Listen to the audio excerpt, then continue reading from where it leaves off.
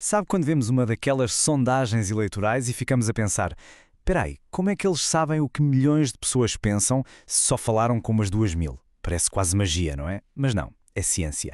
E hoje vamos mesmo desvendar o segredo por trás da amostragem e perceber como é que ela nos ajuda a entender o mundo à nossa volta.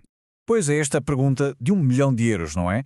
Parece impossível. Como é que um grupo que cabe num auditório pequeno pode de alguma forma espelhar a vontade de milhões de pessoas? É isto o puzzle que vamos montar juntos hoje. E só para termos uma ideia da dimensão disto, olhem bem para isto. De um lado, temos o universo completo, todos os eleitores, todos eles. E do outro, a amostra, um grupo minúsculo em comparação.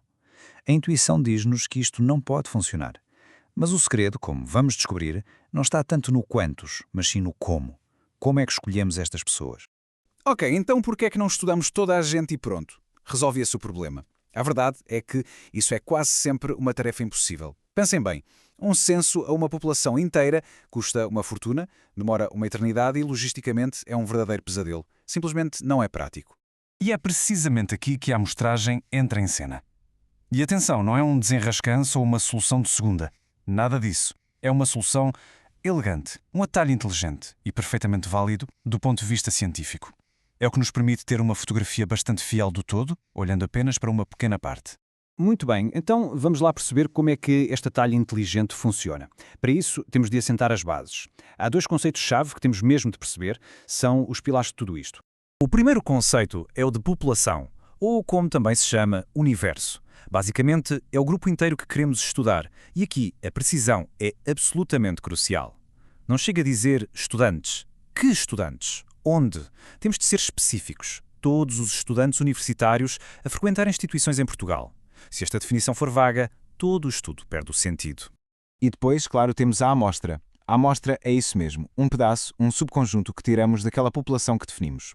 Gosto de pensar na amostra como uma janela. É a nossa janela para o universo. E a grande questão é, se essa janela for bem colocada, se a amostra for bem escolhida, a vista que temos dela vai ser um reflexo perfeito de toda a paisagem.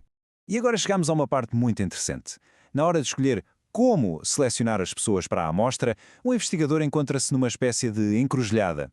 Há dois grandes caminhos que se podem seguir. E atenção, cada um leva a um sítio completamente diferente. De um lado temos a amostragem probabilística. Aqui, a palavra-chave é acaso. Toda a gente na população tem uma chance conhecida de ser escolhida. O objetivo aqui é, claro, criar um modelo em miniatura, um espelho perfeito da população. Do outro lado, temos a amostragem não probabilística. Aqui, o acaso sai de cena e entra a intenção, o critério do investigador. O objetivo já não é ter um espelho do todo, mas sim uma lupa, para olhar muito de perto para casos específicos. Ok, vamos então explorar o primeiro caminho. O do acaso, o da amostragem probabilística. A ideia de base, como disse, é que toda a gente tem de ter uma oportunidade de entrar na amostra. E como é que se faz isto? Bem, há várias técnicas, mas vamos focar-nos em duas muito comuns. A primeira é a amostragem aleatória simples. É o mais básico, é literalmente como um sorteio. Pôr todos os nomes num chapéu e tirar à sorte. Depois, há uma versão um bocadinho mais inteligente, a amostragem estratificada. Vejam este exemplo. Na amostragem estratificada, em vez de atirar toda a gente para o mesmo saco e sortear, primeiro dividimos a população em grupos, ou estratos, que são importantes para o estudo.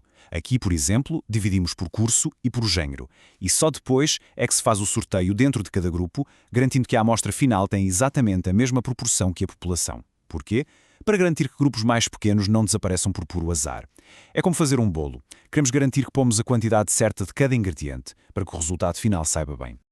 Muito bem, já vimos o caminho do acaso. Agora vamos atravessar para o outro lado da encruzilhada, o caminho do propósito. A amostragem não probabilística. E lembrem-se, aqui a ferramenta não é o espelho, é a lupa. Também aqui há várias técnicas. Duas das mais conhecidas são a amostragem por cotas, que à primeira vista parece estratificada, também define grupos e proporções, mas com uma diferença crucial. É o entrevistador que escolhe quem preenche as cotas sem sorteio. E depois temos a amostragem bola de neve, um nome curioso, mas que descreve perfeitamente o método. A lógica por trás da bola de neve é mesmo muito simples, mas muito poderosa. É assim, primeiro encontramos uma ou duas pessoas do grupo que queremos estudar. Depois pedimos a essas pessoas que nos recomendem outras que conheçam e, a seguir, pedimos a essas novas pessoas que recomendem outras. E por aí fora. A amostra vai crescendo, vai rolando, de forma quase orgânica. Exatamente como o nome indica. Começa pequenina e, à medida que rola e passa de pessoa para pessoa, vai crescendo e ficando maior. Uma bola de neve. Mas qual é a grande utilidade disto? Por que é que se usa este método? Simples. Porque por vezes é a única forma de chegar a certas populações. Populações que são, por natureza, escondidas ou de difícil acesso. Pensemos em grupos como as crianças da rua ou outras comunidades mais fechadas. Não há uma lista, não há um registro oficial. A única maneira de entrar nessas redes é através das próprias pessoas. A bola de neve é a chave que abre essa porta.